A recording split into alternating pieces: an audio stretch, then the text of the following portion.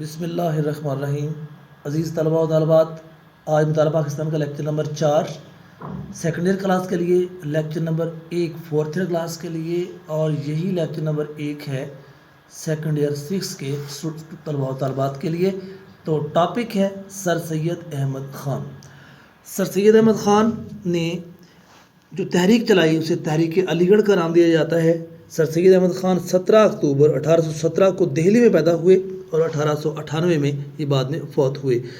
اب اس تحریک کا پس منظر سب سے پہلے دیکھتے ہیں۔ تحریک کا پس منظر کچھ یوں ہے کہ 1857 کی جنگ آزادی کی ناکامی کے بعد ہندوستان کے مسلمانوں پر مظالم کے پہاڑ ٹوٹ پڑے۔ ہندوستان کے مسلمانوں نے بہت سی تحریک چلائیں، جن میں تحریک علی گڑھ سب سے نمایاں تحریک رہی۔ تحریک کے اگر ہم اہم رہنماؤں کے نام دیکھیں تو سر سید کو جن رفقۂ کار کا ساتھ حاصل رہا ان میں نواب محسن الملک، نواب وقار الملک، مولانا شبلی نعمانی، ڈپٹی نذیر احمد اور مولانا چراغ علی وغیرہ شامل تھے۔ اس تحریک کا جو ہے نا وہ علی گڑھ کی تحریک علی گڑھ کے سب سے پہلے مقاصد دیکھتے ہیں۔ اس تحریک علی گڑھ کے مقاصد میں اگر ہم دیکھیں تو سب سے بڑا مقصد ان کا یہ تھا کہ مسلمانوں کی تعلیمی ترقی ہو، کسی بھی طریقے سے مسلم قوم کا وقار بحال ہو، مسلمانوں کو جدید تعلیم کی طرف راغب کیا جا سکے اور مسلمانوں کو معاشی اور معاشرتی طور پر مضبوط کیا جا سکے۔ مسلمانوں کو سیاست سے اس وقت کے دور میں حصہ نہ لینے کا انہوں نے مشورہ دیا اور مسلمانوں کی روایات اور اقتدار کو پیش نظر رکھتے ہوئے مذہبی تعلیم کا انتظام کیا۔ حکومت وقت کی ہر لحاظ سے مدد کرنے کے لیے مسلمانوں سے کہا گیا تاکہ وہ مسلمانوں کے خلاف اپنی کارروائیاں بند کر دیں۔ تو سر سید احمد خان کی تحریک علی گڑھ کا اس کے بعد آتا ہے پس منظر۔ تو سر سید احمد خان نے جن حالات میں مسلمانوں کے لیے تحریک چلائی اس وقت حالات مسلمانوں کے لیے بہت ہی خراب تھے۔ مسلمانوں کی بہت بڑی تعداد کو موت کی گھاٹ اتار دیا گیا تھا۔ لارڈ رابرٹ نے لکھا ہے کہ دہلی کے اندر ہر جانب لاشوں کے انبار تھے۔ اتنے مسلمان موت کا شکار ہوئے کہ ان کے خون سے گھوڑوں کے سم ڈوب جاتے تھے۔ مسلمانوں کی جاگیریں جائیدادیں چھین لی گئیں اور ان کے کاروبار بند ہو گئے۔ انہیں سرکاری ملازمتوں سے خصوصاً فوج سے نکال دیا گیا۔ مسلمان کسانوں کو زمینوں سے بے دخل کر دیا گیا۔ جاگیریں اور زمینیں ہندوؤں اور سکھوں میں تقسیم کر دی گئیں۔ تو سر سید نے مسلمانوں کی حالت کا نقشہ کچھ یوں کھینچا ہے: کوئی بلا آسمان سے ایسی نہیں اتری جس نے زمین پر پہنچنے سے پہلے کسی مسلمان کا گھر نہ ڈھونڈا ہو۔ معاشرتی اور معاشی لحاظ سے بھی مسلمانوں کو تباہ و برباد کر دیا گیا۔ مذہبی آزادیاں ان کی چھین لی گئیں اور مسجدوں پہ تالے ڈال دیے گئے۔ مسجدوں کو بطور استبل استعمال کیا گیا۔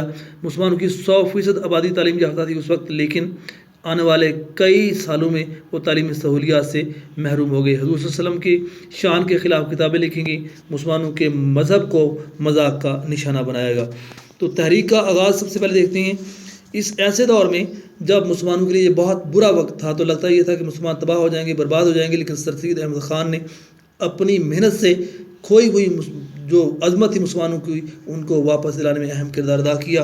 اس سلسلے میں انہوں نے دن رات کام کیا اور پھر مسلمانوں کو اپنے پاؤں پہ کھڑا کر کے دکھایا۔ ایک ایسا کام جو کہ اس وقت بظاہر ناممکن نظر آتا تھا اس کو ممکن کر دیا۔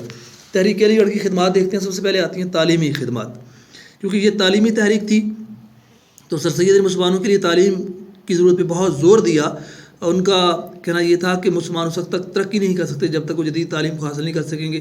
تو سب سے پہلے تعلیمی اداروں کا اجرا کیا گیا۔ سر سید نے 1859 میں مراد آباد میں، 1862 میں غازی پور میں اور 1875 میں علی گڑھ میں تعلیمی اداروں کا اجرا کیا، اور ان اداروں میں جدید علوم بالخصوص انگریزی ادب اور سائنس کی تعلیم بھی دی جاتی تھی۔ اس کے بعد سائنٹیفک سوسائٹی، تو سر سید جدید علوم کو مسلمانوں تک جلد از جلد منتقل کرنا چاہتے تھے۔ سر سید نے سائنٹیفک سوسائٹی کے نام سے ایک ادارہ غازی پور میں 1863 میں قائم کیا۔ اس ادارے میں انہوں نے مغربی کتابوں کے ترجمے کروائے اور اردو زبان میں ایک بڑا ذخیرہ علم کا اس انداز سے منتقل کیا، کیونکہ سائنٹیفک سوسائٹی بیسیکلی اس لیے قائم کی گئی تھی کہ انگریزی زبان میں لکھی ہوئی کتابوں کا اردو میں ترجمہ کیا جائے تاکہ مسلمان اس کو سمجھ سکیں۔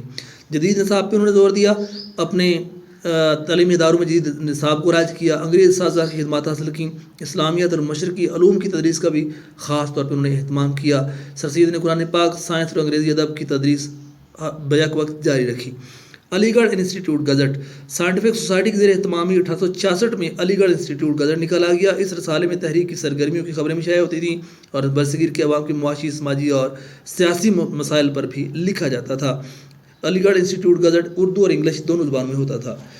MAO کالج علی گڑھ، 1877 میں علی گڑھ میں مشہور زمانہ کالج جو ہے نا وہ قائم کیا گیا۔ سر سید احمد کالج کو یونیورسٹی کا درجہ دلوانا چاہتے تھے، لیکن ان کی زندگی میں ان کا خواب شرمندہ تعبیر نہ ہو سکا۔ 1920 میں ان کی وفات کے بعد علی گڑھ میں یونیورسٹی قائم ہوئی تو مسلمانوں کو سر سید کے خوابوں کی تعبیر مل گئی۔ محمڈن ایجوکیشنل کانفرنس، تو 1886 میں سر سید احمد خان نے مسلمانوں کی تعلیمی ضروریات کے پیش نظر محمڈن ایجوکیشنل کانفرنس قائم کی۔ اس کے اجلاس ہندوستان کے طول و عرض میں منعقد کیے جاتے تھے، اور ان کا مقصد ہوتا تھا کہ ان علاقوں میں جا کے مسلمانوں کی تعلیمی ترقی کا جائزہ لینا جہاں پہ مسلمان پسماندہ ہیں۔ تو یہ محمڈن ایجوکیشنل کانفرنس ہی تھی جس کے دسمبر 1906 کے اجلاس میں، جو کہ ڈھاکہ میں منعقد ہوا، مسلم لیگ کو قائم کیا گیا۔ تو اگلا لیکچر انشاءاللہ اگلے پارٹ میں۔